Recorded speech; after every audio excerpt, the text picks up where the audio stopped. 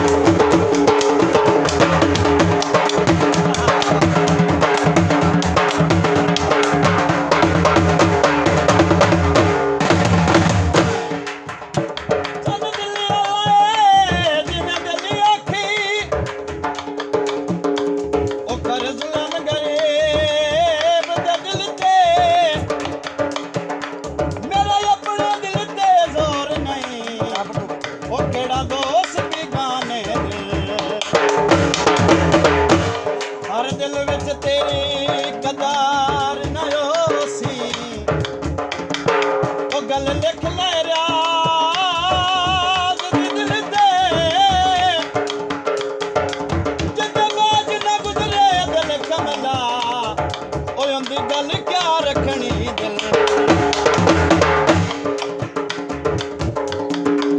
ਉਹ ਕਾਲੇ ਕਾਮਇਆ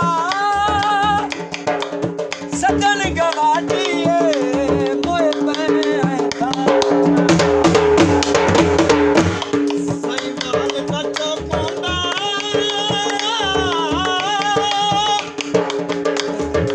ਅੱਗੇ ਤੈਨੂੰ ਠਲਣਾ ਆ ਤੈਨੂੰ ਮਿਲਾਂ ਦਾ ਸ਼ੋਰ